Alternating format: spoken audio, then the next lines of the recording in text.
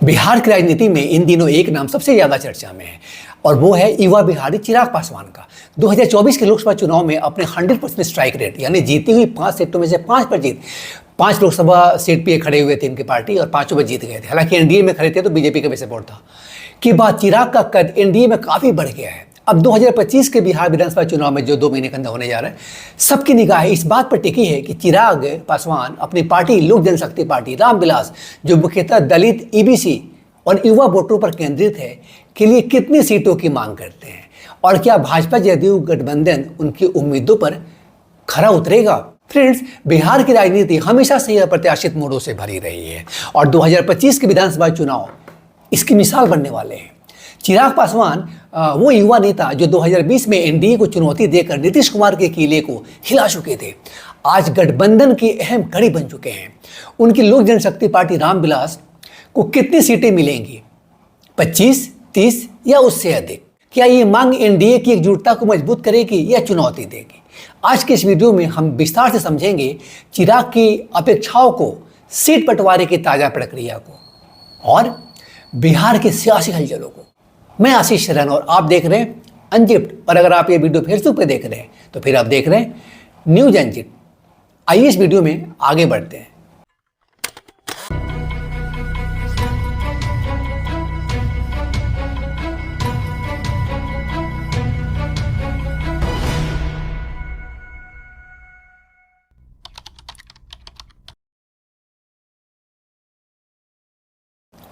चिराग पासवान के पिता रामविलास पासवान जी बिहार की राजनीति के स्तंभ थे, जिन्होंने दलित समुदाय को एक मजबूत वोट बैंक के रूप में स्थापित किया।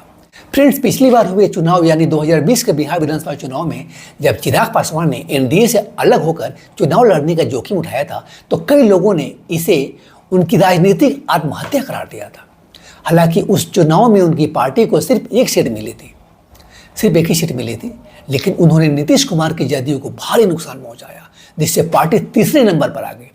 लेकिन उसके बाद हुए 2024 के लोकसभा चुनाव में 5 सीटों पर शानदार जीत के बाद चिराग पासवान एक नए आत्मविश्वास के साथ बिहार की राजनीति में लौट आए हैं। वह अब केवल एक युवा बिहारी नहीं है केवल, बल्कि विजय बिहारी भी हैं। फ्रेंड्स, राजनीतिक गलियारों में चल रही चर्चाओं के अनुसार चिराग पासवान की पार्टी लोक जनशक्ति पार्टी रामविलास बिहार विधानसभा की कुल 243 सीटों में से 25 से 40 सीटों की मांग कर रही है। हालांकि यह भी कहा जा रहा है कि पार्टी ने बातचीत की शुरुआत में 40 सीटों की मांग रखी है, लेकिन शायद वह 25 से 30 सीटों पर समझौता कर सकती है, बशर्ते उन्हें उन सीटों पर चुनाव लड़ने का मौका मिले जहां उनका जनाधार मजबूत है। फ्रेंड्स, चिराग पासवान की प्राथमिकता स्पष्ट है क्या कि मात्र संख्या नहीं चाहिए, बल्कि जीत की संभावना वाली सीटें चाहिए। हालिया एक इंटरव्यू में उन्होंने कहा, संख्या से ज्यादा महत्वपूर्ण है 100% जीतने वाली सीटें। हमारा स्ट्राइक रेट सर्वोपरि है, उनका कहना है। वे मानते हैं कि उनकी पार्टी हर सीट पर 20,000 से 25,000 वोटों का प्रभाव डाल सकती है, जो एनडीए की जीत को मजबूत करेगी।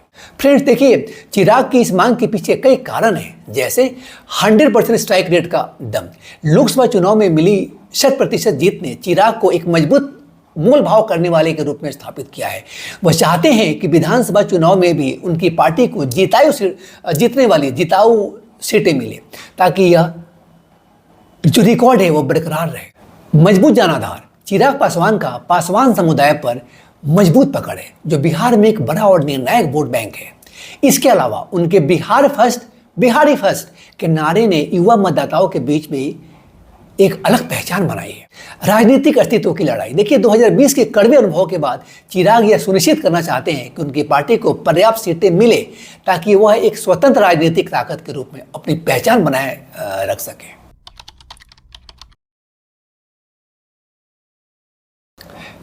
एनडीए में इस बार सीटों का बंटवारा 2020 से भी ज्यादा जटिल हो गया है। नीतीश कुमार की जदयू और भाजपा दोनों ही बड़ा भाई होने का दावा कर रहे हैं और उनके बीच सीटों की संख्या लगभग बराबर रहने की उम्मीद है, 100 से 102 सीटें। ऐसे में चिराग पासवान के अलावा जीतनराम मांझी की हम पार्टी और उपेंद्र कुशवाहा की राष्ट्रीय लोक मोर्चा आरएलएम जैसी पार्टियों को भी समायोजित करना होगा। आइए इसको ठीक से समझते हैं कि एनडीए में सम्मिलित पार्टियों को कितनी सीटें मिलने की उम्मीद है। तो देखिए, भाजपा जदयू की हिस्सेदारी दोनों प्रमुख दल करीब 100 से 102 सीटों पर चुनाव लड़ सकते हैं। चिराग पासवान की पार्टी, सूत्रों की माने तो उन्हें 25 से 28 सीटें मिल सकती हैं। जीतन राम मांझी की पार्टी, जो हम है, पार्टी का नाम हम है, वह कम से कम 15 से 20 सीटों की मांग कर रहे हैं, लेकिन उन्हें 6 से 7 सीटें मिल सकती हैं। उपेंद्र कुशवाहा की पार्टी जो है, उन्हें 4 से 5 सीटें मिलने की संभावना है। अब देखिए, यह गणित साफ दिखाता है कि एनडीए को अपने सभी सहयोगियों को खुश करने के लिए कड़ी मेहनत करनी होगी। सबसे बड़ी चुनौती चिराग पासवान की महत्वाकांक्षाओं और अन्य छोटे सहयोगियों की मांगों के बीच संतुलन बनाना है।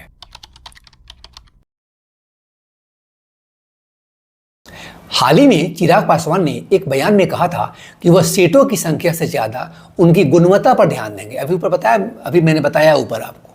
इसका सीधा मतलब है कि वह कम सीटों पर भी समझौता करने को तैयार हैं, बशर्ते उन्हीं सीटों पर मौका मिले जहां उनके उम्मीदवार की जीत सुनिश्चित हो। लोकसभा चुनाव में हाजीपुर सीट पर अपने चाचा पशुपति पारस को मात देने के बाद अब विधानसभा चुनाव में चिराग का अगला कदम क्या होगा, यह देखना दिलचस्प होगा। हाजीपुर लोकसभा क्षेत्र में आने वाली विधानसभा सीटों पर उनका दावा मजबूत होगा। चिराग की लगातार भाजपा के शीर्ष नेताओं के साथ हो रही बैठकों से यह साफ है कि वह सीधे दिल्ली के संपर्क में फ्रेंड्स, और उन्हें अपने हिस्से की सीटें मिलने की पूरी उम्मीद है।